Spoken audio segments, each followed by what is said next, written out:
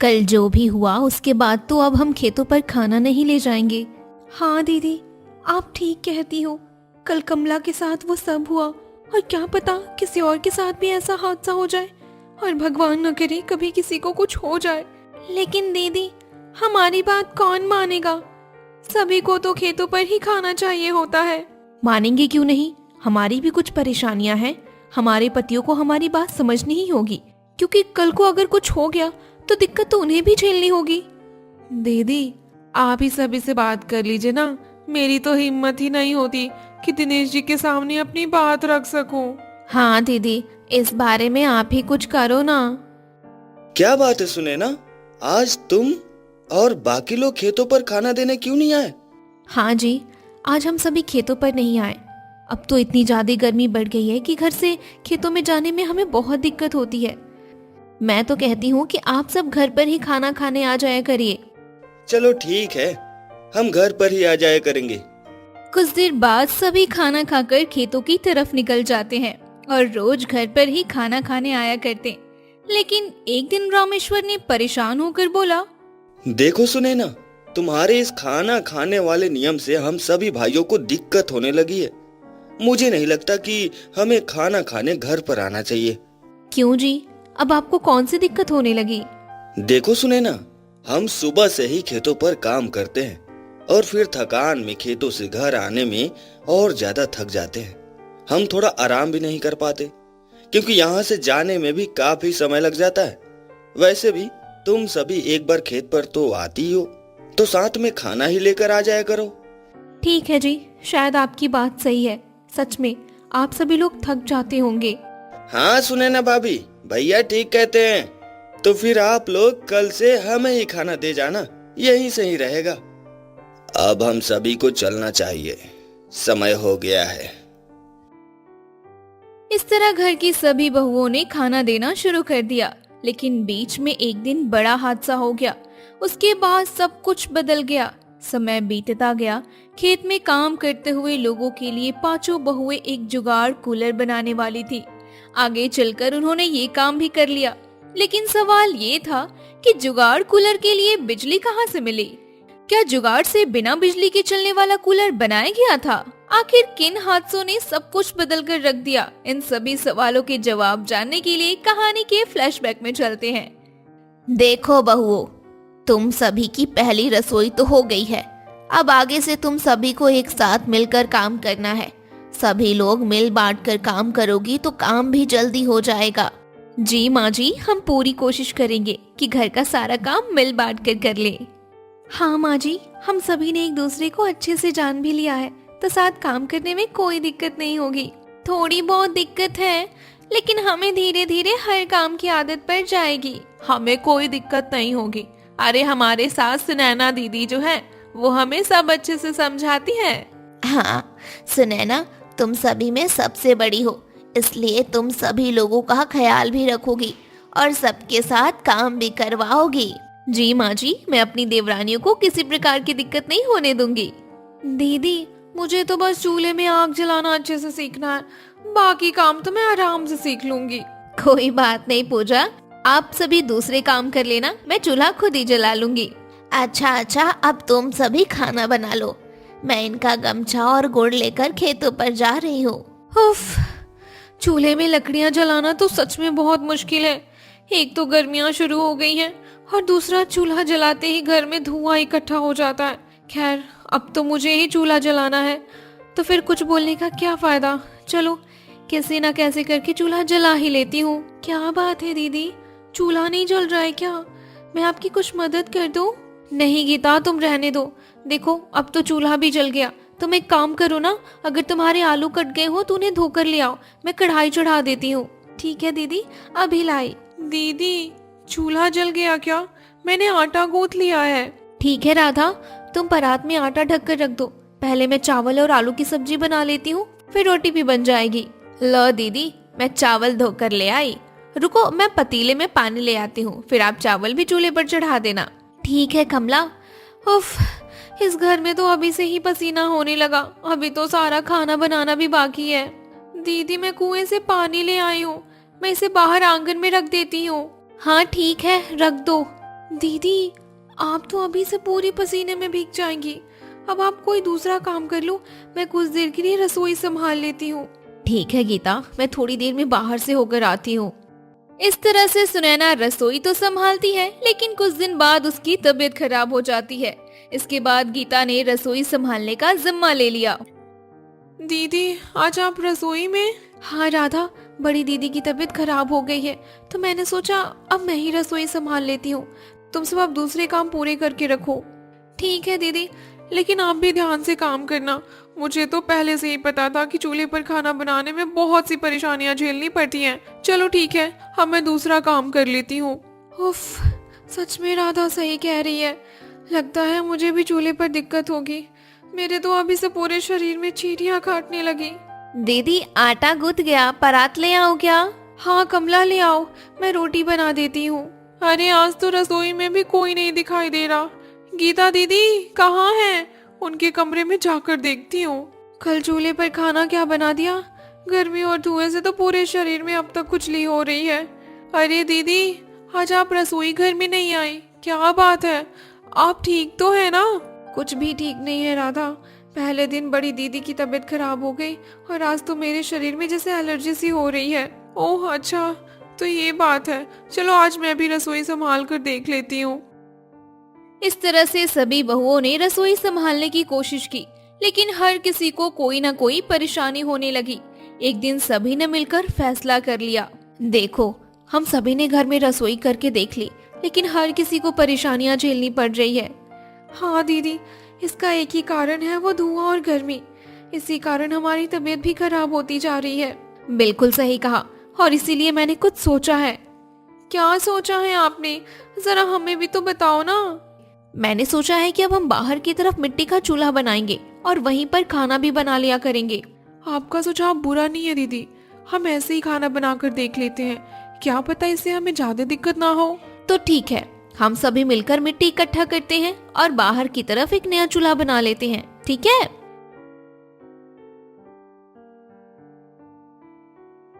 दीदी, चूल्हा तो तैयार हो गया और यहाँ का माहौल तो देखो, कितनी अच्छी हवा चल रही है। हाँ गीता, मुझे लगता है यहाँ पर हम अच्छे से रसोई बना सकते हैं। तो ठीक है, आज हम अभी से रसोई शुरू कर देते हैं। हाँ ठीक है, मैं अभी चूल्हे को जला देती हूँ। बाकी सभी लोग दाल और चावल साफ कर लो, फिर मैं चूल्हे पर चढ़ा दूंगी। दीदी, वो खाना तैयार हो गया क्या? खेतों पर जाने का समय भी हो गया है। हाँ राधा, खाना तैयार हो गया। रुक जा, जरा दाल को लोटे में भर लेती हूँ। दीदी, वो अचार भी रख लेना। हाँ हाँ, सब ले लूंगी। चलो, अब तुम सब भी तैयार हो जाओ। दीदी, अब तो सब तैयार हो गए। ठीक है, फिर चलो सभी लोग अपना अपना सामान पकड़ लो। अब सभी अपने अपने पति का खाना ले लेती हैं और कुछ लोग अपने सास ससुर का भी खाना ले लेती हैं। खेत से घर का रास्ता दूर था, ऊपर से तेज धूप हो रही थी कि तभी ये मेरा सिर क्यों घूम रहा है? अरे कमला, क्या हुआ? तू ठीक तो है ना? दीदी, पता नहीं क्यों मुझे चक्कर आ रहे हैं। कमला, ला अपना सामान मुझे दे दे। पूजा, थोड़ा सामान नीचे रखकर मेरा सामान पकड़ना। जी दीदी। कमला, तू यहाँ बैठ जा, पहले ले थोड़ा पानी पी ले। शुक्रिया दीदी। तुझे क्या हो गया कमला? ये सब कैसे हुआ? मैं बताती हूँ, ये सब इस धूप की वजह से हुआ है। इस धूप में हमें घर से खेतों तक जाने में सीधी गर्मी बहुत परेशान करती है। एक दिन मुझे भी ऐसे ही चक्कर महसूस हुआ था, लेकिन मैंने किसी तरह खुद को संभाल लिया था। हाँ दीदी।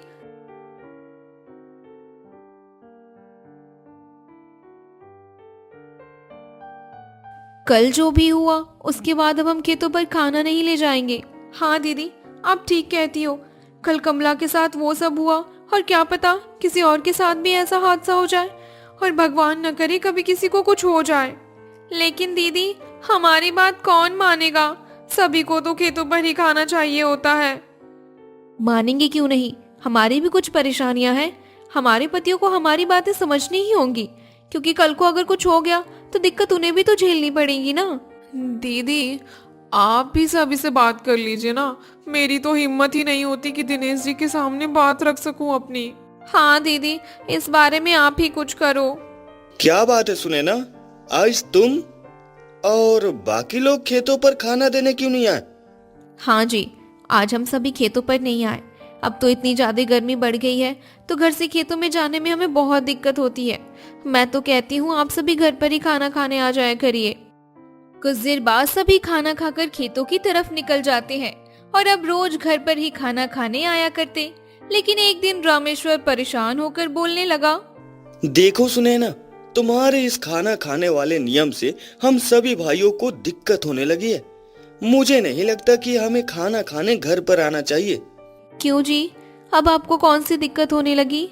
देखो सुनैना, हम सुबह से ही खेतों पर काम करते हैं और फिर थकान में खेतों से घर आने में और ज्यादा थक जाते हैं। हम थोड़ा आराम भी नहीं कर पाते क्योंकि यहाँ से जाने में भी काफी समय लग जाता है। वैसे भी तुम सभी एक बार खेत पर तो आती ही हो, तो साथ में खाना ही लेकर आ जाया करो ना। ठीक है जी, शायद आपकी बात सही है। सच में आप सभी लोग थक जाते होंगे। हाँ सुनैना भाभी, भैया ठीक कहते हैं। तो फिर आप लोग कल से हमें खाना दे जाना, यही सही रहेगा। ठीक है जी, आप परेशान ना हो, हम आप लोगों को खाना खेतों पर ही ले आएंगे।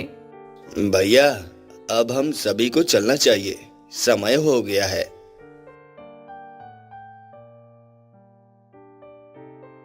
अगले दिन सभी घर की बहुएं फिर से खाना लेकर जाती हैं, लेकिन तभी अचानक रास्ते में मेरा पैर।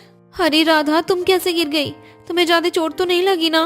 ओहो, ये तो सारी की सारी दाल जमीन पर गिर गई। अब हम सबको खाने के लिए क्या ले जाएंगे? दाल को छोड़ो कमला, हमें भगवान का शुक्रिया करना चाहिए कि राधा का पैर सही सलामत है। दीदी, अब हम सभी के लिए खाने में क्या ले जाएंगे? आलू की सब्जी तो बची है ना, वही सभी को खाने के लिए दे देंगे। अच्छा राधा सुनो, तुम्हें ज्यादा दिक्कत हो तो तुम घर लौट जाओ, हम खेत के लिए चले जाएंगे। नहीं दीदी, मुझे ज्यादा चोट तो नहीं लगी है, और फिर घर पर अकेली रहकर क्या ही करूंगी।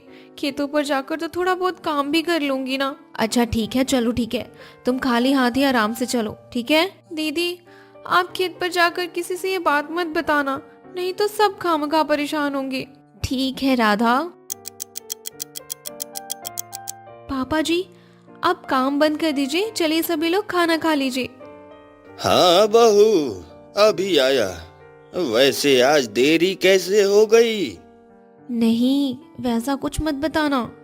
कुछ नहीं पापा जी, वो चूल्हा अब बाहर हो गया है ना, तो हवा से बराबर आंच नहीं लग पाती, इसलिए खाना बनाने में थोड़ी सी देर हो गई। ओह, अच्छा अच्छा, चलो ठीक है, अब सभी के लिए खाना निकाल दो। अरे बहू, दाल कहाँ है? आप में से कोई गुड़ का रस लेगा?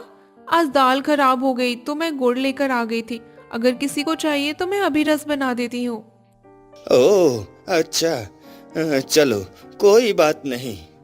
हाँ बहू, एक काम कर, मेरे लिए तो रस ही बना दे, मेरा बहुत दिनों से रस पीने का मन कर रहा था। अरे भाई, एक के लिए ही क्यों, फिर तो सभी के लिए बना दो। क्यों सुरेश, तू भी पिएगा ना? हाँ पिताजी, कोई नहीं, आप सभी के लिए बनवा लो। वैसे तवे पर सीकी रोटी मिले तो उसका स्वाद अलग ही होता है। हाँ जी, वो तो है, लेकिन घर से खेतों पर आते आते रोटी एकदम ठंडी हो जाती है। पापा जी, आपको तवे की सेकी रोटी भी मिल सकती है, आप सेकी रोटी यहाँ पर बैठकर खा सकते हैं। खेतों की ताजी हवा में खाने का मजा भी दुगना हो जाएगा। अरे बहू, तेरी स्वाद भरी बातें सुनकर तो मेरे मुंह से पानी आने लगा, लेकिन ऐसा कैसे हो सकता है? पापा जी, अगर हम यहीं पर अपनी जमीन पर मिट्टी का घर बना लें और उसके पास में ही चूल्हे बिठा लें तो कैसा रहेगा? मिट्टी के घर में हम कई दिनों का राशन भी भर दिया करेंगे और फिर यहीं पर चूल्हे पर खाने के साथ साथ रोटियां भी बनाया करेंगे। अरे वाह बहू, तूने तो कमाल का आइडिया दिया है। जी पापा जी, आप लोग बताइए, आप इस बारे में क्या सोचते हैं? दीदी, आप ठीक कहती हो, मुझे तो आपकी बात बहुत अच्छी लगी। हाँ दीदी, हमें आपका आइडिया बहुत पसंद आया, इससे तो हमारे घर से खेतों पर आने का समय भी बच जाएगा। अगर हम इस धूप में निकलने से पहले यहाँ आ गए तो हमारा कड़ी धूप में भी बचाव हो सकता है। अब आप सभी लोगों को ठीक लग रहा है तो ऐसा ही कर लीजिए। हाँ ठीक ही है, हमारे घर की औरतों को ही फायदा है इसमें। हम खेतों के एक हिस्से से मिट्टी इकट्ठा कर लेते हैं, घर तो उसी से तैयार हो जाएगा। ठीक है, तो कल से ही हम काम शुरू कर देंगे। ठीक है, हम सभी घर बनाने में आप सभी की मदद करेंगे। बाकी चूल्हा तो हम खुद ही बना लेंगे। बस इस बार एक नहीं 2 चूल्हे बनाएंगे, इससे ज्यादा चीजें जल्दी पक पाएंगी। इस तरह से सभी ने मिलकर एक मिट्टी का घर और चूल्हा बना लिया। अब खाना खेतों के पास ही बनने लगा। सब कुछ ठीक चल रहा था, लेकिन अचानक एक दिन गीता की तबीयत खराब हो जाती है। गीता, क्या बात है? मैं देख रहा हूँ तुम्हारी तबीयत कुछ ठीक नहीं लग रही है। हाँ जी, पता नहीं क्यों आजकल थकान सी रहती है। अचानक से मेरी सांस फूलने लगती है। ये सब कब से हो रहा है? ये सब मुझे 1-2 हफ्तों से हो रहा है। तो गीता, तुम्हें मुझे तो बताना चाहिए था। आपको क्या बताती जी? वैसे भी हमारे पास इतने पैसे नहीं होते कि डॉक्टर के पास दिखा सके। तुमने कैसे सोच लिया कि हमारे पास पैसे नहीं होते? मैं हर बार मुश्किल घड़ी के लिए पैसे बचा कर रखता हूँ। तुम एक काम करो, कल तैयार हो जाओ, मैं तुम्हें डॉक्टर को दिखा देता हूँ। ठीक है जी। अगले दिन डॉक्टर के पास जाकर सुरेश अपनी पत्नी के बारे में सब बता देता है। ओह, तो 2 हफ्तों से ज्यादा हो गए इनकी इस परेशानी को।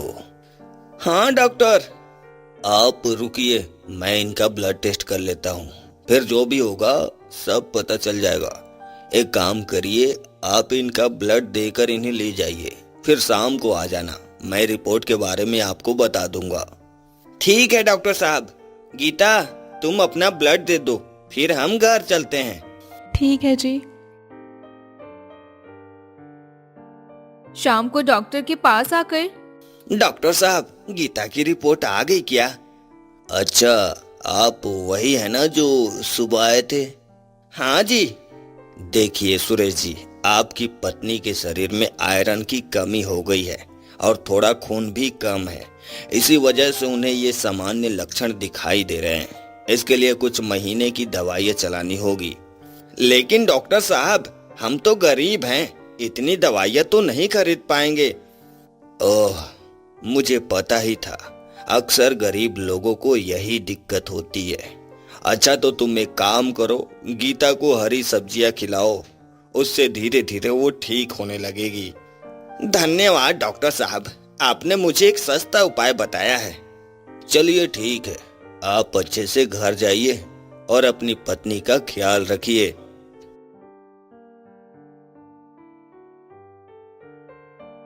देखो, तुम्हें ज्यादा काम करने की जरूरत नहीं है, हम सभी काम कर लेंगे। अब तुम बस अपनी सेहत पर ध्यान दो। सुरेश अभी सब्जी लेकर आता ही होगा, हम तेरे लिए हरी सब्जी बना देंगे। अरे सुरेश, तू ये क्या ले आया? आज हरी सब्जियां नहीं मिली क्या? नहीं पापा, आज तो बाजार में सब्जियों के दाम इतने बढ़ गए हैं कि उतने पैसों में तो हमारी कई दिन की दाल आ जाएगी, इसलिए मैंने दाल ही खरीद ली। लेकिन देवर जी, डॉक्टर ने गीता को हरी सब्जियां खाने को कहा है ना। क्या करूं भाभी, सब्जियों के दाम बहुत ज्यादा बढ़ गए। मेरी तो सब्जी लेने की हिम्मत ही नहीं हुई। अब तो लगता है गीता को सब्जियां नहीं मिल पाएगी। अगर ऐसी बात है तो हम खुद ही सब्जी उगा लेते हैं, उसमें तो उतना खर्चा नहीं होगा। हाँ, अब यही रास्ता है, गीता को हर हाल में सब्जी तो मिलनी ही चाहिए। तो ठीक है, हम खेत के एक हिस्से में भिंडी, तोरी, कद्दू की सब्जियां उगा लेंगे। लेकिन दीदी, ऐसे तो खेत का ज्यादा हिस्सा सब्जियों में चला जाएगा, तो हमारी फसल कैसे होगी? चिंता मत करो राधा, मेरे पास उसका भी जुगाड़ है। हम नीचे कम जमीन पर भिंडी उगा लेंगे, फिर उसी जमीन के ऊपर चारों तरफ लकड़ी जोड़कर तोरी और कद्दू की फसलें ऊपर से उगा लेंगे।